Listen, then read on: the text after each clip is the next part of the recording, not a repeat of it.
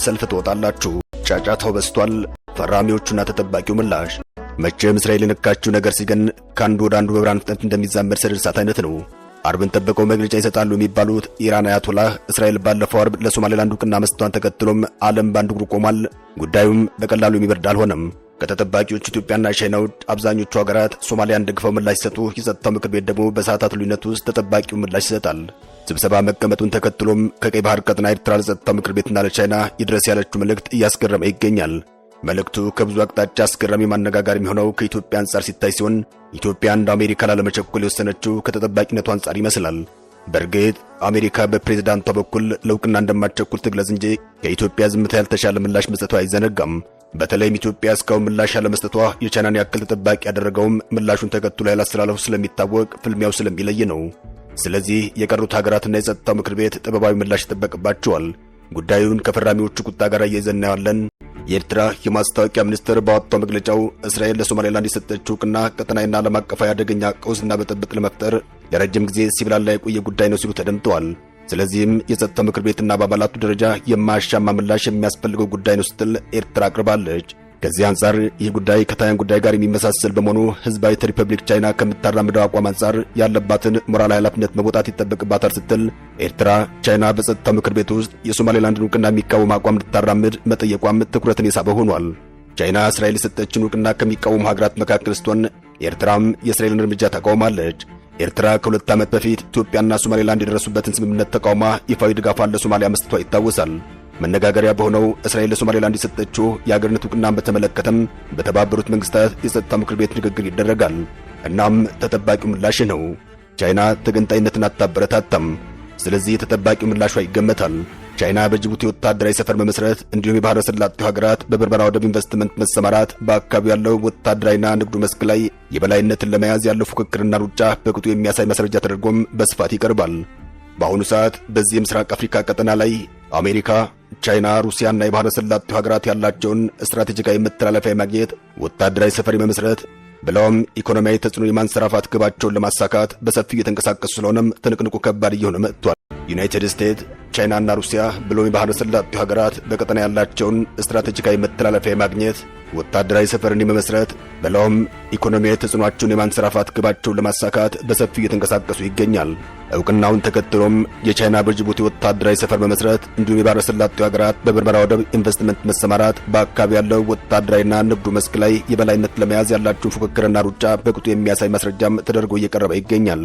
እስራኤል በውጭ ፖሊሲዋ ለረጅም ጊዜ ስትከታተል የቆየችው ፕሬፔሪ ዶክትሪን ነበር።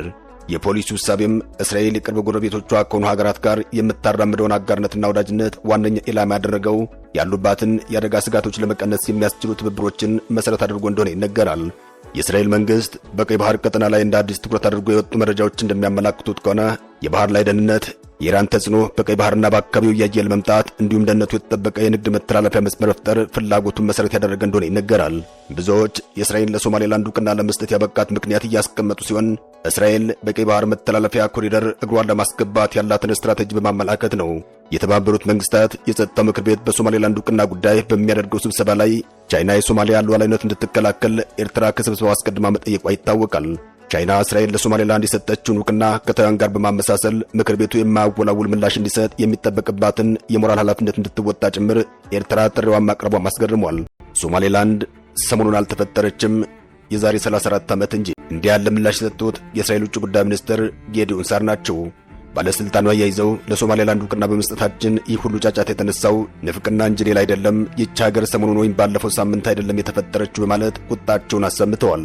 አንዳንድ የአረብና የሙስሊም ሀገራት ለራሳቸው በጎን አብርሃም አኮርድስ በሚል ከዛ በፊት ከእስራኤል ጋር ተፈራርመውና ዕውቅና ሰጥተው ሳለ ለመናውን ደርሰው እንደሚንጫጩ ራሱ አልገባኝም። ይህች ስትራቴጂካዊ ቦታ ላይ ያለች ሀገር ለዓመታት ዕውቅና ያለህ ብላ ጎረቤቶቿን ሁሉ ተማጽና በመጨረሻም ለራሷ በስንት መከራ ዕውቅና ባገኘችው እስራኤል ዕውቅና ማግኘቷ ሀገራት ቢንጫጩም ነገ በሰልፍ ዕውቅና እንደሚሰጧት ጥርጥር የለውም። አትንጫጩ፣ ሰልፍ ትወጣላችሁ ሲሉ ተደምጠዋል። በእርግጥ ሶማሌላንድ የውስጥ መረጋጋት ያላት በተነጻጻሪነት ከሌሎቹ የሶማሌ ግዛቶች የተሻለ ደህንነትና ተግባራዊ መንግስት አስተዳደር የሚታይባት ግዛት እንደሆነ ይታወቃል። ዓለም አቀፍ ዕውቅና የተነፈጋት ቢሆንም እውነታው ይህ ነው። የባህር ላይ ደህንነትን ማረጋገጥ፣ የወደብ መሠረተ ልማት ማስፋፋት ፍላጎት በዓለም ሀያላን ዘንድ እየጨመረ ከመምጣቱ አንጻር ተፈላጊነቷ እንደ አዲስ ከፍ ብሏል። የቀይ ባህርን የኤደን ባህረ ሰላጤን የምታዋስነው ሶማሌላንድ ስትራቴጂካዊና የጂኦፖለቲካ ጠቀሜታዋ በቀጠናው ተዋናይ መሆን ለሚፈልጉ የውጭ ኃይሎች እየሳበች ይገኛል። ዋናው የዓይናቸው ማረፊያም ሆናለች።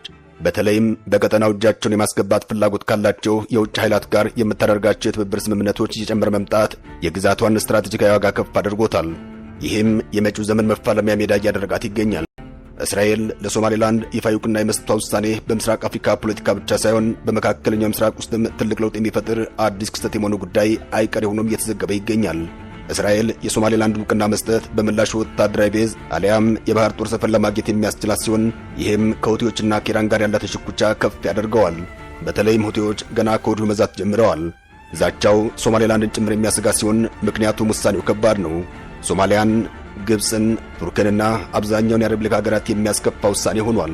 በሌላ በኩል ግን ለሶማሌላንድ አካሄድ ለኢትዮጵያና ለአረብ ኤሚሬትስ ሊጠቅም ይችላል የተባለው ኢትዮጵያ ከሶማሌላንድ ጋር የተፈራረመችው የመግባቢያ ስምምነት ዓለም አቀፍ ድጋፍ እንዲያገኝ በር ሊከፍት ይችላል። ይህም ለኢትዮጵያ የባህር በር ፍላጎት እንደ መልካም አጋጣሚ ሊታይ ይችላል። አካባቢው ግን የታላላቅና የመካከለኛ ኃይሎች የጦር ቀጠና ሊያደርገው ስለሚችል ስጋቱ አብሮ ይነሳል። በተለይ ውሳኔው በግብፅና በሶማሊያ መካከል ያለውን ጥምረት የበለጠ ያጠናክረዋል። ኢትዮጵያ በዚህ ውጥረት ውስጥ የጂኦፖለቲካል ፍጥጫ ማዕከል እየሆነች መምጣቷ ስለማይቀር ጥንቃቄ የተሞላበት እርምጃ እንድትወስድ እየተመከረ ይገኛል። ኢትዮጵያ ከጎረቤት ሀገራት ጋር ያላትን ግንኙነት በጥንቃቄና በብልሃት መምራት ካልጀመረች ሀገሪቱ በጠላቶች የመከበብ አደጋ ስጋት ሊሆንባት ይችላል እየተባለ ይገኛል። ሶማሊያም ለእስራኤል ውሳኔ በኢትዮጵያ ሶማሌላንድ መካከል ተፈርሞ የነበረውን የመግባቢያ ስምምነት የፈጠረ ዲፕሎማሲያዊ ውዝግብ ተቀጽላ ነው ብላም ቂም መያዟና ከግብፅ ጋር ያላትን ግንኙነት በመጠቀም ኢትዮጵያን ለመበቀል ፍላጎት ማሳደሯ የሚጠበቅ ስለሆነም ይህም ከግምት ውስጥ መግባት አለበት። የቀጠናው ዲፕሎማሲያዊና ጂኦፖለቲካዊ እንዲሁም በየሰዓቱ እየተቀየረ ባለበት በዚህ ወቅት በኢትዮጵያ ውስጥ ያለውና የእርስ በርስ ጦርነት ለውጭ ኃይሎች መጠቀሚያ በር መክፈቱ የማይቀር ይመስላል። እናም የሶማሌላንድ ዕውቅና ለኢትዮጵያ በስጋትና በተስፋ የሚታይ ሆኗል። የሀገርን የረጅም ጊዜ ጥቅም ባስጠበቀ መንገድ መንቀሳቀስ ይጠበቅባታል። በዚህ ልክም የሰከነና የተጠና ዲፕሎማሲያዊ መስራት የሚያስችል የውጭ ጉዳይ አገልግሎት ዲፕሎማቲክ ኮርና መንግስት አለን ወይ የሚለው ጥያቄ ይነሳል። ለዚህ ጥያቄ የሚሰጠው ምላሽ በጣም ተጠባቂ ሆኗል። የኢትዮጵያ ምላሽና እርምጃ በዚህ በአፍሪካ ቀንድ የረጅም ጊዜ ዲፕሎማሲና አስታራቂነት ሚና ካላቸው ሀገራት መካከል ኢትዮጵያ አንዷ እንደሆነች ይታወቃል። የቅርብም ይሁን የሩቅ ታሪክ እንደሚያስረዳው ኢትዮጵያ ባላት የህዝብ ቁጥር ብዛትና በነበራት የወታደራዊ አቅም ብለውም ጠንካራ ዲፕሎማሲ ተጽዕኖ ምክንያት ተሰሚነት እንደነበራት አይዘነጋም። በቀንዱ ፖለቲካ ዋና ተዋናይ በመሆን የሰላም አስከባሪ ኃይል በማሰማራት አገሮችን አፈላልጎ ህብረት በመፍጠር ብለውም በጠንካራ የደህንነት አቅርቦት ምንጭነት በቀጠና ተጽዕኖ መፍጠር የቻለች ሀገር ናት። ከቅርብ ዓመታት ወዲህ ግን ኢትዮጵያ በአፍሪካ ቀንድ የነበራት ሚና እንደ ወትሮ ጎልቶ እየታየ አይደለም። አጀንዳን የመቅረጽ የመቆጣጠር አቅሟም እየተዳከመ ነው የሚሉ አስተያየቶችም አመዝነው እየተሰሙ ይገኛል። ለዚህ አበቃት ምክንያት ደግሞ የእርስ በርስ ጦርነቱና ውስጥ ያለ መረጋጋቱ ሲሆን ውስጣዊ ነውጧን የሚፈልጉ ግብፅና ኤርትራ በቀጠና ያላትን የበላይነት ለማሳጣት ተጣምረው እየታዩ ይገኛል። ያም ሆኖ ግን ጥንቃቄ ከጨመረችበት ኢትዮጵያ አሁንም ዕድል ከሷ ጋር ያለ ይመስላል።